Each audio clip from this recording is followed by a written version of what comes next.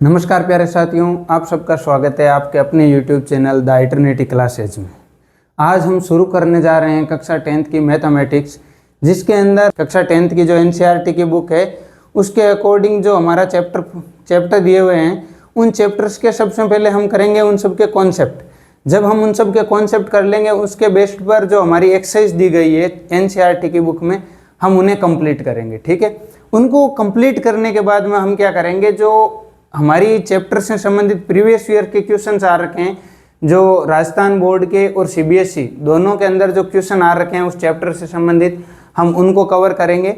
और उसके बाद में हम जो जनरल कॉम्पिटिशन से रिलेटेड कुछ भी क्वेश्चंस बनते हैं इन टॉपिक से रिलेटेड, तो उन पर बात करेंगे। ठीक है, तो चलिए चलते हैं। सबसे पहले हमारा जो फर्स्ट चैप्टर है उस पर बात करते हैं।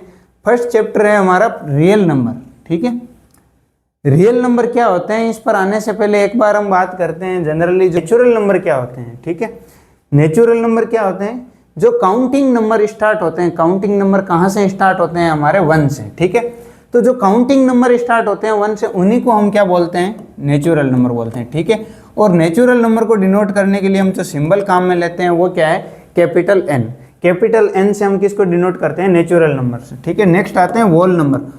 होल नंबर के डिनोट करने के लिए हम सिंबल यूज में लेते हैं W का। और जो नेचुरल नंबर होते हैं उन्हीं के अंदर यदि 0 को ऐड कर दिया जाए, ठीक है, जो नेचुरल नंबर है उन्हीं के अंदर यदि 0 को ऐड कर दिया जाए तो वो क्या बन जाते हैं, होल नंबर। ठीक है, अब बात आते हैं इंटीजर्स की। इंटीजर्स को क्या करते हैं हम, I से डिनोट कर सकते हैं या फिर किससे कर सकते हैं, Z से। ठीक है, इंटीजर के अंदर क्या होते हैं, जो जितने भी नेगेटिव नंबर होते हैं, नंबर लाइन पर जो 0 से लेफ्ट साइड में जो नंबर होते हैं जिनको हम बोलते हैं नेगेटिव नंबर। ठीक है, जो नेगेटिव नंबर है वो और जो पॉजिटिव नंबर है वो, ठीक है, इनको मिलाकर के जो नंबर बनते हैं उनको हम क्या बोलते हैं, इंटीजर बोलते हैं। ठीक है, और 0 क्या है, 0 ना नेगेटिव है ना पॉजिटिव है, 0 क्या है, अपने आप में न्यूट्रल है। ठीक है, ओके, आगे चलते हैं। आगे आते हैं रेशनल नंबर। ठीक है, रेशनल नंबर का देखो शब्द देखो आप। ठीक है, वर्ड से हम समझेंगे कि रेशनल यानी जो रेशनल को हिंदी में बोलते हैं परिमेय संख्याएं, और इसको यदि आप शाब्दिक अर्थ देखो तो इसका मतलब होता है परिमित। परिमित माने क्या, ऐसे नंबर जिनकी वैल्यू क्या हो, बिल्कुल फिक्स हो। ठीक है, हमें क्या हो, उनकी वैल्यू बिल्कुल पता हो, आइडेंटिफाई कर सकें, उनको नंबर लाइन पर बिल्कुल एग्जैक्ट ड्रॉ कर सकते हो, उनको क्या बोलते हैं हम, परिमेय संख्या, या वो क्या बोलते हैं, रेशनल नंबर। ठीक है, इनकी जनरल डेफिनेशन क्या है वो एक बार हम देख लेते हैं। वो क्या बोलती है कि ऐसे नंबर्स जिनको हम क्या कर सकते हैं, P/Q की फॉर्म में क्या कर सकते हैं, डिनोट कर सकते हैं। ठीक है, P/Q की फॉर्म में डिनोट कर सकते हैं, और जहां पर Q क्या होना चाहिए, नॉट इक्वल टू 0। ठीक है, हमें पता है डिनोमिनेटर में क्या आता है, जब किसी भी नंबर के डिनोमिनेटर में 0 आता है तो वो नंबर क्या हो जाता है, अनडिफाइंड हो जाता है। तो यहाँ पर एक कंडीशन है कि Q क्या होना चाहिए, 0 नहीं होना चाहिए। ठीक है, और P और Q दोनों क्या है, इंटीजर है। ओके, तो वह नंबर जिनको अपन क्या कर सकते हैं, P/Q की फॉर्म में लिख सकते हैं, उनको क्या बोलते हैं, रेशनल नंबर बोलते हैं। ठीक है, और क्या कह सकते हैं हम, रेशनल नंबर को आइडेंटिफाई करने के लिए क्या कह सकते हैं कि जिनकी वैल्यू बिल्कुल फिक्स्ड हो उनको क्या बोलते हैं हम, रेशनल नंबर। ठीक है, अब जैसे एक हम नंबर्स के जब टाइप पढ़ते हैं ना, तब हमारे सामने डेसिमल्स के अपन जब टाइप्स देखते हैं खूब सारे, ठीक है, तब हमारे सामने कुछ नंबर्स आते हैं, उनके अंदर हम देखते हैं जब डेसिमल्स नंबर होते हैं तो उनको कुछ डेसिमल्स नंबर होते हैं, जैसे मैं आपके सामने कुछ एग्जाम्पल लिखता हूं। ठीक है,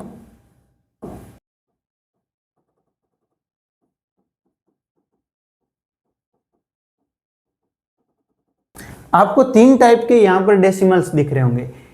एक है जिसके बाद में डेसिमल्स आकर के क्या हो गया, टर्मिनेट हो गया नंबर। टर्मिनेट माने शांत जिसको बोलते हैं। ठीक है, इसके अंदर क्या है, डेसिमल्स के बाद में फिक्स 2 डिजिट आए हुए हैं और आगे कोई भी नंबर नहीं आया है। ठीक है, एक नंबर आपके सामने दिया हुआ है जिसके अंदर डेसिमल्स के बाद में कुछ नंबर हैं जो टर्मिनेट तो नहीं हो रहे हैं लेकिन क्या हो रहे हैं, रिपीट हो रहे हैं। ठीक है, जैसे 3333333 इस टाइप से। ठीक है, एक आपके सामने डेसिमल्स के बाद में नंबर है जिसको जो भी क्या है, नॉन टर्मिनेटिंग है यानी अशांत है, लेकिन यहाँ पर नंबर क्या हो रहे हैं, एक पैटर्न में रिपीट नहीं हो रहे हैं। ठीक है ना, हर बार क्या आ रहा है, जैसे 7 के बाद में यहाँ 3 आया तो यहाँ 9 आ गया, यहाँ 3 के बाद में 2 आया तो यहाँ क्या आ गया, 5 आ गया। तो क्या हो रहे हैं, नंबर रिपीट भी नहीं हो रहे हैं। ठीक है, इस टाइप्स के जो डिजिट होते हैं उनको हम किस में रखते हैं, तो इनको क्या करते हैं हम, जो फर्स्ट और सेकंड 2 एग्जाम्पल ले हैं, इनको क्या कर सकते हैं हम P अपॉन Q की फॉर्म में क्या कर सकते हैं, डिनोट कर सकते हैं। ठीक है, तो इनको तो हम क्या बोलते हैं, रेशनल नंबर। ठीक है, और ये क्या है, जो रिमेनिंग है ये बच्चा है, ये क्या है, इसको हम आगे नंबर अपना जो रेशनल नंबर है उनको पढ़ने के बाद में जो आएंगे उनको क्या बोलते हैं हम, इरेशनल नंबर। तो इसको किस कैटेगरी में रखेंगे, इस एग्जाम्पल को हम इरेशनल नंबर में। ठीक है,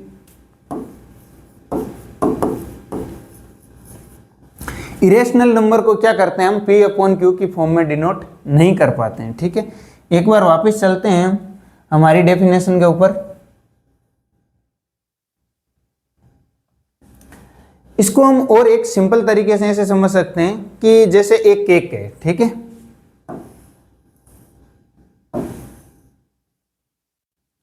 एक केक है और 4 फ्रेंड्स है। ठीक है, उनमें क्या करना है, एक केक से केक है और उसको कितने फ्रेंड में बांटना है, 4 फ्रेंड्स में बांटना है।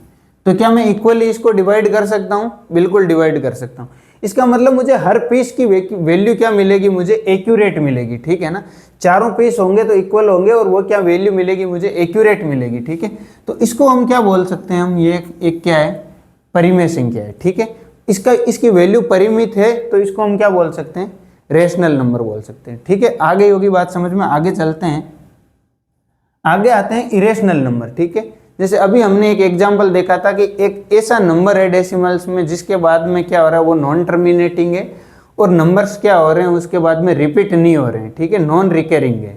ठीक, उनको क्या बोलते हैं, इरेशनल नंबर। इरेशनल नंबर के और क्या क्या एग्जाम्पल्स हो सकते हैं, जैसे यहाँ पर डेफिनेशन में ये लिख रखा है कि वह नंबर्स जिनको अपन क्या कर सकते हैं, P अपॉन Q की फॉर्म में क्या कर सकते हैं, डिनोट नहीं कर पाते हैं। ठीक है, और ये संख्याएं क्या होती है, अशांत तो होती है, मतलब नॉन टर्मिनेटिंग तो होती ही है, आगे क्या होती है, नॉन रिपीटिंग भी होती है। ठीक है, रिपीट भी नहीं होते, उनको क्या बोलते हैं हम, अपरिमेय संख्या या इरेशनल। इसकी अपरिमेय संख्या माने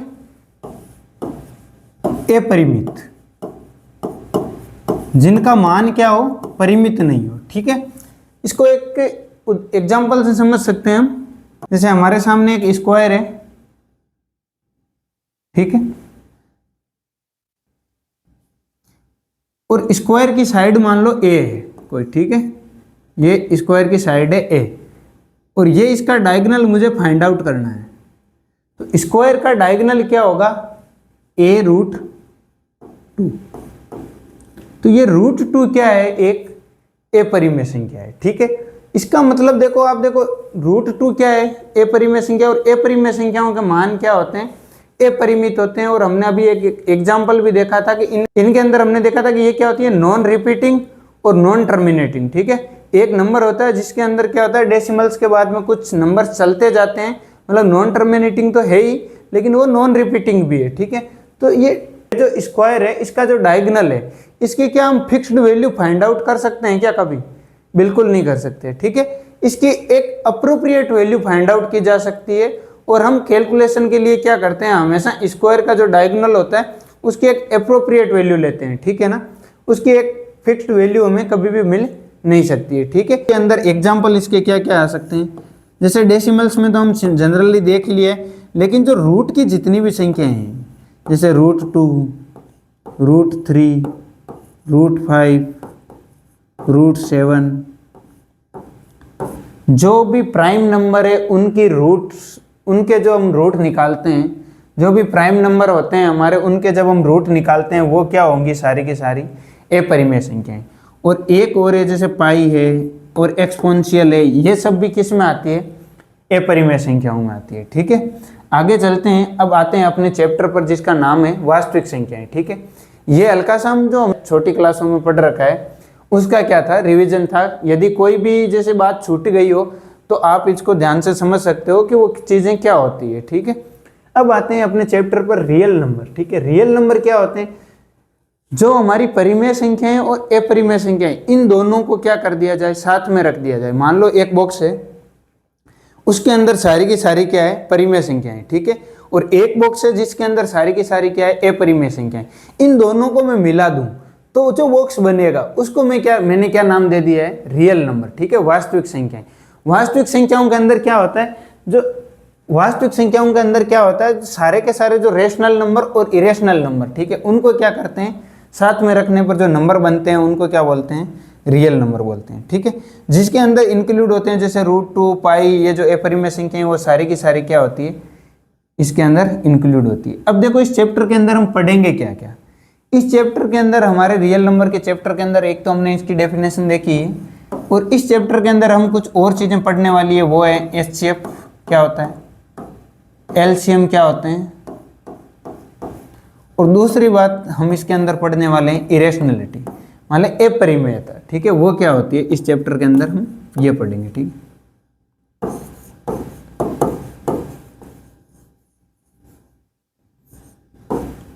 इस चैप्टर के अंदर हम सबसे पहले पढ़ेंगे एचसीएफ क्या है, एलसीएम क्या है और इरेशनलिटी क्या है, ठीक है। चलते हैं अब सबसे पहले देखो एचसीएफ क्या है। एचसीएफ की फुल फॉर्म क्या है, हाईएस्ट कॉमन फैक्टर, ठीक है। इसके फुल फॉर्म से ही हमें पता चल जाता है कि जब हमारे पास ऐसे कोई दो नंबर दिए गए हों, हमारे सामने कोई भी दो नंबर दिए गए हैं और उनका हमें एचसीएफ पूछा हो, तो उनमें से जो हाईएस्ट कॉमन फैक्टर है, ठीक है, उनके जब हम फैक्टर करते हैं तो जो कॉमन हाईएस्ट फैक्टर निकलेगा वो उसको हम क्या बोल देंगे, उस नंबर्स के क्या है वो एचसीएफ है, ठीक है। और इसको देखो एचसीएफ को एक और नाम दिया गया है कि ग्रेटेस्ट कॉमन डिवीजर, ठीक है। इसका क्या अर्थ है, ग्रेटेस्ट कॉमन डिवीजर का क्या अर्थ है वो भी देखते हैं हम। ग्रेटेस्ट कॉमन डिवीजर और एचसीएफ जैसे इसकी दो फुल फॉर्म बनती है, ठीक है, उन्हीं से हम समझ लेते हैं ग्रेटेस्ट कॉमन डिवीजर, ठीक है। जैसे मेरे सामने कोई भी दो नंबर हैं, जैसे मैं दो नंबर लेता हूं एग्जांपल के लिए, एक नंबर है 18 और एक नंबर है 24, ठीक है। अब देखो हाईएस्ट कॉमन फैक्टर, मुझे क्या करना है, इन नंबर के क्या करने हैं, फैक्टर फाइंड आउट करने, ठीक है। फैक्टर कैसे फाइंड आउट करते हैं हम, उस नंबर को क्या करते हैं, सबसे छोटा छोटा प्राइम नंबर है उससे डिवाइड करना स्टार्ट करते हैं, 3 और ये 1 टाइम। तो 18 के क्या फैक्टर आते हैं, 2 × 3 × 3। 24 के फैक्टर फाइंड आउट करो, 24 के क्या फैक्टर आते हैं, कैलकुलेट करते हैं, 2 12 टाइम, वापस ये 6 टाइम, ये 3 टाइम, और 3 से 3 1 टाइम। तो 24 के क्या फैक्टर आते हैं, 2 × 2 × 2 × 3। अब देखो ये क्या कह रहा है, HCF highest common factor, highest common factor इसमें से निकालो, कॉमन फैक्टर कितने हैं, 1, ये 1, और ये क्या है, एक 2, और कोई कॉमन आ रहा है क्या, नहीं आ रहा है, तो एचसीएफ यहाँ क्या हो जाएगा, 2 × 3, तो ये क्या आया, 6। ये क्या है, 18 और 24 का यदि एचसीएफ पूछा जाए तो मैंने क्या किया है, इनके प्राइम फैक्टर निकाले हैं, और प्राइम फैक्टर निकाल करके जो हाईएस्ट कॉमन आए हैं वो क्या है, 6, ठीक है। अब देखो ग्रेटेस्ट कॉमन डिवीजर, इसको भी कैसे समझ सकते हैं, जो इन दोनों नंबर्स में क्या हो, डिविजिबल हो, ठीक है। ऐसा नंबर फाइंड आउट करना है जो क्या हो, जिसकी टेबल के अंदर क्या आता हो, 18 भी आता हो और 24 भी आता हो, और वो क्या हो, ग्रेटेस्ट नंबर हो, ठीक है। तो ऐसी एक ही टेबल है जिसके अंदर क्या आता है, 18 भी आता है और 24 भी आता है, ठीक है। जैसे 6 की टेबल आप देखोगे तो क्या आता है, ये देखो 24 भी है और 18 भी है, ठीक है। इससे छोटी टेबल्स में होगा 18 भी आएगा 24 भी आएगा, लेकिन इसके बाद में 6 के बाद में 7, 8, 9, 10 जो भी टेबल्स होगी उनमें क्या होगा, ये दोनों नंबर साथ में नहीं मिलेंगे। जहां आपको 24 मिल जाएगा वहां 18 नहीं मिलेगा, जहां 18 मिलेगा वहां 24 नहीं मिलेगा। लेकिन ग्रेटेस्ट नंबर क्या है, वो 6 ही है, जिसके अंदर आपको क्या मिलेगा, 18 भी मिलेगा और 24 भी मिलेगा, ठीक है। तो इसलिए एचसीएफ को क्या बोलते हैं, ग्रेटेस्ट कॉमन डिवीजर, ठीक है। ग्रेटेस्ट कॉमन डिवीजर क्या आया, 6, ठीक है। इस टाइप से क्या कर सकते हैं, हम एचसीएफ को भी फाइंड आउट कर सकते हैं, ठीक है। हमारे इस चैप्टर के अंदर एक और मेथड है एचसीएफ को फाइंड आउट करने का, वो भी हम देख लेते हैं। जैसे आपने छोटी क्लासों में सुना होगा यूक्लिड डिवीजन लेमा, ठीक है, जिसको हम बोल सकते हैं यूक्लिड विभाजन प्रमेय। इसके अकॉर्डिंग क्या होता है, जैसे सिंपल सी भाषा में बोलूँ तो यदि दो इंटीजर हो आपके सामने a और b, ठीक है, उनको रिप्रेजेंट करना है, आपके सामने दो इंटीजर और हैं यदि q और r, तो उनको रिप्रेजेंट हम किस टाइप से करेंगे, a यदि वो इंटीजर है और उसको रिप्रेजेंट करना है b के साथ में, तो उसके हेल्प ली जाती है q और r की, ठीक है। और इसको हम क्या बोल सकते हैं, ये विभाजन प्रमेय का है, इसके अंदर हम क्या बोलते हैं, a क्या है, एक डिविडेंट है, b क्या है, डिविजर है, q क्या है, क्वोशेंट है, और r क्या है, रिमाइंडर है, ठीक है। और इसके अंदर हमेशा r की वैल्यू क्या होती है, 0 से या तो 0 के इक्वल होगी या 0 से बड़ी होगी, और क्या होगी, b से हमेशा स्मॉलेस्ट होगी, ठीक है। अब देखो इससे हम ये क्यों पढ़ रहे हैं, यहाँ हम इसका उपयोग कर सकते हैं HCF को फाइंड आउट करने में, ठीक है। अब इसके माध्यम से यूक्लिड विभाजन प्रमेय के माध्यम से हम HCF को किस टाइप से फाइंड आउट कर सकते हैं, देखते हैं, ठीक है। अभी जो हमने एग्जाम्पल लिया था, हमारे सामने एक एग्जाम्पल था 18 और 24, ठीक है। 18 और 24 का मुझे क्या फाइंड आउट करना है, HCF। अब मुझे जब इनका HCF फाइंड आउट करना है, और हमने देखा था कि यूक्लिड विभाजन लेमा है, यूक्लिड विभाजन प्रमेय है, उसके माध्यम से मुझे ये इसके फाइंड आउट करने हैं, तो मुझे सबसे पहले आइडेंटिफाई करना है कि इन दोनों नंबर्स में से जो ग्रेटेस्ट नंबर है वो कौन सा है। ग्रेटेस्ट नंबर दोनों में से क्या है, 18 और 24 में से दोनों में से बड़ा नंबर कौन है, 24। 24 को मुझे क्या मानना है, डिविडेंट, ठीक है, और 18 को क्या मानना है, डिविजर, ठीक है। अब देखो 18 की टेबल से कितने टाइम्स ये डिवाइड हो रहा है, हमें पता है 18 टू जा कितने होते हैं, 18 को 2 टाइम्स डिवाइड करो, इससे तो ज़्यादा हो जाते हैं, तो 18 से ये कितने टाइम, 1 टाइम। पीछे रिमेनिंग कितने बचे हैं, पीछे रिमेनिंग बचते हैं 6, ठीक है। अब देखो यहाँ पर जो डिविजर है, ठीक है, उसको क्या करो, यहाँ पर लिख लो, और इसको इससे कितने टाइम डिवाइड कर दो, जितने टाइम से ये डिवाइड हो रहा है, ठीक है। 6 के ये कितने टाइम, 3 टाइम। पीछे रिमेनिंग कितना बचा, 0। ये प्रोसेस हमें तब तक करते रहना है जब तक यहाँ पर क्या आ जाए, 0 नहीं आ जाए, ठीक है। यहाँ पर जब 0 आ जाता है तो इस समय जो डिविजर होता है वही क्या होता है, HCF होता है, ठीक है। ये क्या कहती है, हमने यूक्लिड विभाजन प्रमेय है, उसके माध्यम से यदि हमें HCF फाइंड आउट करना हो तो हम किस टाइप से करेंगे, एक बार वापस देख लीजिए, दोनों में से जो भी दो नंबर है उनमें से हमें आइडेंटिफाई करना है कि बड़ा कौन सा है, उसके बाद में जो छोटा नंबर है उससे ये देखना है कि ये कितने टाइम डिविजिबल है, ठीक है। और फिर जो रिमेनिंग बचता है वो यहाँ पर लिख देना है। अगले टाइम क्या होगा, जो यहाँ पर जो छोटा नंबर है वो अब किसका काम करेगा, हमें डिविडेंड का, ठीक है। और जो रिमाइंडर बचा वो किसका काम करेगा, डिविजर का, ठीक है। इस टाइप से ये प्रोसेस तब तक करते जाना है जब तक हमारे यहाँ पर रिमाइंडर क्या आ जाए, 0 नहीं आ जाए। जब रिमाइंडर 0 आ जाता है तो जो डिविजर होता है वही क्या होता है, HCF, और यहाँ HCF कितना है, 6, ठीक है। हमने देखो 3 टाइप से HCF फाइंड आउट करना सीखा है।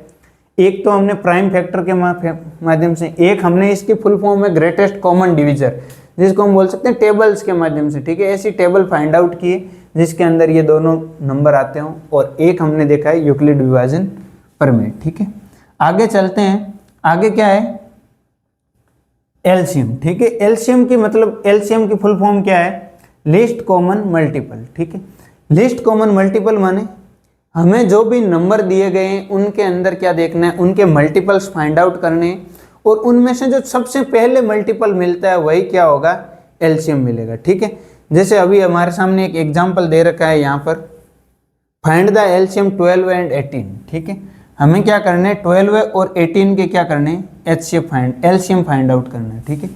हमारे सामने एक एग्जाम्पल है 12 और 18, इनके क्या करने हैं, हमें एलसीएम फाइंड आउट करना है, ठीक है। एलसीएम फाइंड आउट करना है तो इसकी सबसे पहले देखो टेबल्स, जो हमारा इसकी फुल फॉर्म है एलसीएम की, वही देख लो, ठीक है। एलसीएम की फुल फॉर्म क्या है, लिस्ट कॉमन मल्टीपल, और मल्टीपल हम कहाँ पढ़ते हैं, टेबल के अंदर, ठीक है। तो टेबल्स लिखो इनकी।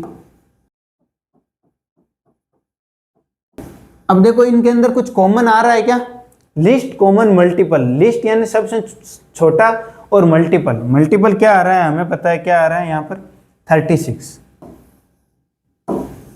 तो ये क्या हो गया इसका एलसीएम, ठीक है। अब देखो हर बार हमें पता है, जरूरी नहीं है कोई जब नंबर बड़े हो तो हमें उनकी टेबल याद हो नहीं हो, तो उसको और किस टाइप से फाइंड आउट कर सकते हैं हम, देखो प्राइम फैक्टर मेथड है, उसके माध्यम से भी क्या कर सकते हैं हम, एलसीएम फाइंड आउट कर सकते हैं, ठीक है। यहाँ हमारे सामने दो नंबर है 12 और 18। अब 12 और 18 के प्राइम फैक्टर क्या होते हैं? 12 के प्राइम फैक्टर निकालो आप, क्या आएगा? 2 6 2 3 3 1।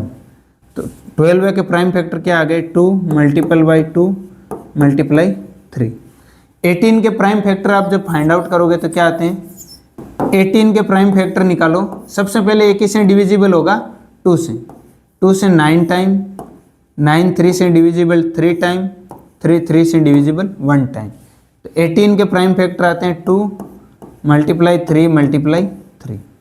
अब देखो एलसीएम के अंदर क्या करते हैं, जो कॉमन फैक्टर है सबसे पहले तो वो फाइंड आउट करो इनके अंदर। ठीक है, कॉमन क्या है? एक 2 है और एक 3, तो इनको लिख लो।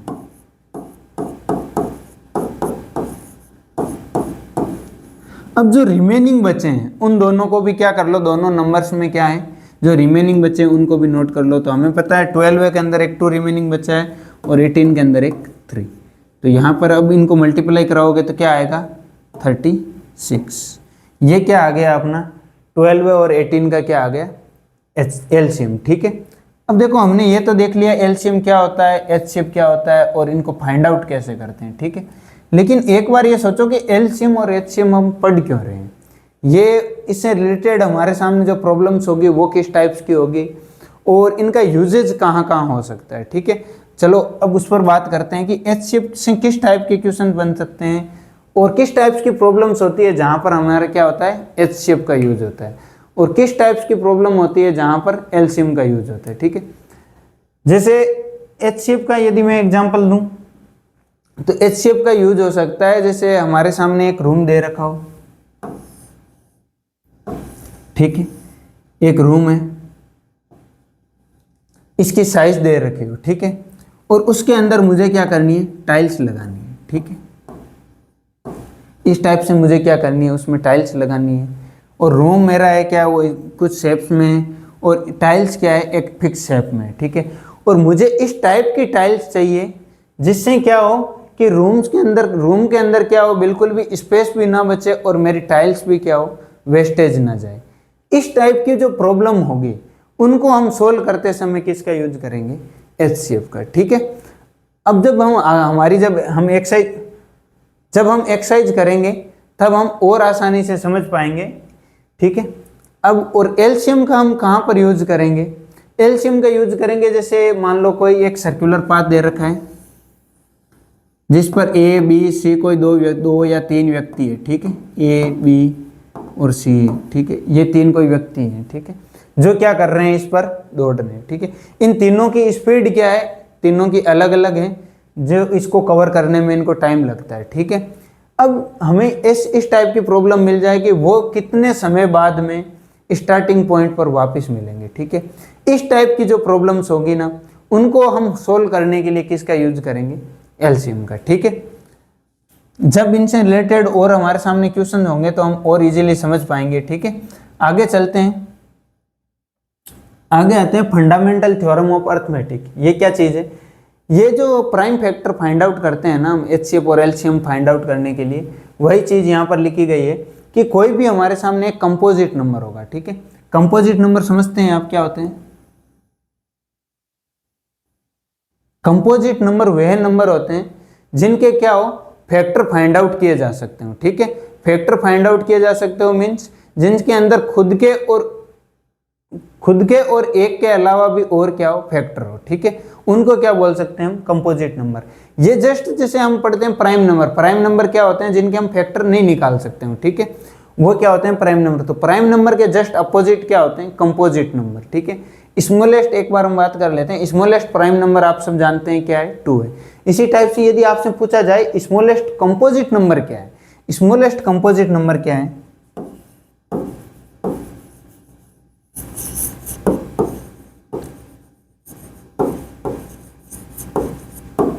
स्मॉलेस्ट कंपोजिट नंबर क्या है? 4। ठीक है, क्योंकि 4 ही वो छोटे से छोटा नंबर है जिसके क्या किए जा सकते हैं? फैक्टर फाइंड आउट किए जा सकते हैं। जैसे यहाँ पर एक एग्जांपल है 140 है। ठीक है, 140 के क्या किए हैं? प्राइम फैक्टर किए जा सकते हैं कि नहीं किए जा सकते हैं? किए जा सकते हैं। ठीक है, कितने?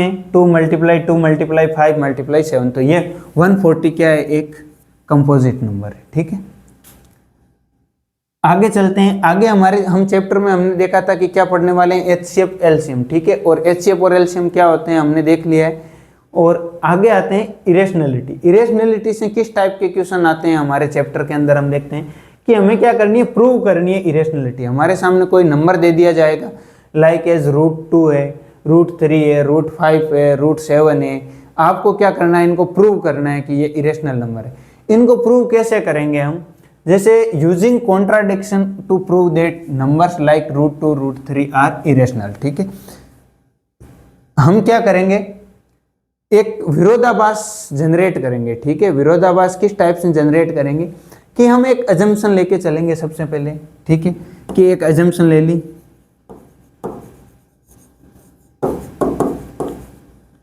एक अजम्पशन लेके चलेंगे कि जो √2 है, √3 है, ये क्या है, एक रेशनल नंबर है। जब ये रेशनल नंबर है तो रेशनल नंबर के जो भी मतलब रेशनल नंबर को किस टाइप से डिनोट किया जा सकता है, P/Q की फॉर्म में। ठीक है, तो हम क्या करेंगे, इनको P/Q की फॉर्म में डिनोट करेंगे और कुछ अजम्पशन लेके चलेंगे। तो वो क्या होगी, जब हम उसके साथ में कुछ कंडीशंस लगाएंगे तो वो क्या होगी, हमारी जो हमने अजम्पशन ली थी उससे क्या करेगी, विरोधाभास करेगी। ठीक है, तो विरोधाभास क्यों कर रही है, क्योंकि हमारी अजम्पशन ही क्या थी, रॉन्ग।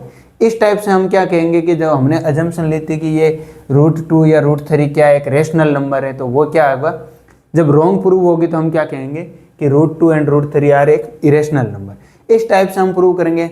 हो सकता है अभी आपको थोड़ा सा समझ में नहीं आई हो, जब हम क्वेश्चन करेंगे तो ये चीज़ें आसानी से समझ में आ जाएगी, ज़्यादा चिंता के विषय नहीं है। और हमने इस चैप्टर के अंदर सीखा क्या क्या है, देखो एक बार वापस देख लेते हैं। इस चैप्टर के अंदर हमने देखा है,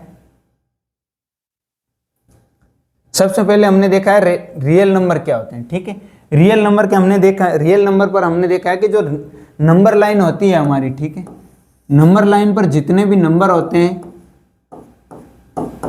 वो क्या है, रियल नंबर है। ठीक है, जैसे 0 और 1 के बीच में खूब सारे नंबर होंगे, 1 से 2 के बीच में खूब सारे नंबर होंगे, वो सब क्या है, रियल नंबर है। ठीक है, उसके बाद में हमने देखा था कि इस चैप्टर के अंदर हम क्या क्या पढ़ने वाले हैं, एचसीएफ क्या होता है, एलसीएम क्या होता है और इरेशनलिटी क्या है। ठीक है, एचसीएफ को हमने देखा था कि एचसीएफ को हम 3 टाइप से फाइंड आउट कर सकते हैं। एक तो जैसे ग्रेटेस्ट कॉमन डिवीजर क्या है, इस टाइप से जैसे टेबल की हेल्प से। ठीक है, उसके बाद में हमने देखा था प्राइम फैक्टर फाइंड आउट करके किस टाइप से फाइंड आउट कर सकते हैं। ठीक है, और एक हमने देखा था यूक्लिड डिवीजन लेमा। ठीक है, यूक्लिड डिवीजन लेमा क्या है, उसके माध्यम से हम किस टाइप से हम एचसीएफ को फाइंड आउट कर सकते हैं। ठीक है, आगे हमने पढ़ा था एलसीएम लिस्ट कॉमन मल्टीपल, इसको भी हमने देखा था कि फाइंड आउट किस टाइप से किया जा सकता है। इनके प्राइम फैक्टर निकालते हैं हम, प्राइम फैक्टर निकालने के बाद में हम इजीली क्या निकाल सकते हैं, एचसीएफ और एलसीएम किसी भी नंबर का वो निकालना हो तो क्या कर सकते हैं, इजीली निकाल सकते हैं। ठीक है, उसके बाद में हमने देखा था कि इस चैप्टर के अंदर एक इरेशनलिटी करके टॉपिक है, उसको हम किस टाइप से पढ़ेंगे, कोई भी नंबर दिया हुआ तो उसकी इरेशनलिटी किस टाइप से प्रूव करेंगे। ठीक है, मिलते हैं अगले वीडियो में। अगले वीडियो में हम बात करेंगे हमारे जो फर्स्ट चैप्टर के कॉन्सेप्ट से रिलेटेड एक्सरसाइज दी गई है। ठीक है, हमारी जो एक्सरसाइज दी गई है उनमें जितने भी क्वेश्चंस बन रखे हैं उन पर हम सब पर डिटेल में बात करेंगे। आपका बहुत बहुत धन्यवाद। यदि आपको ये वीडियो पसंद आया हो तो ज़रूर लाइक करें, अपने दोस्तों के साथ भी शेयर करें और हमारे चैनल को सब्सक्राइब करें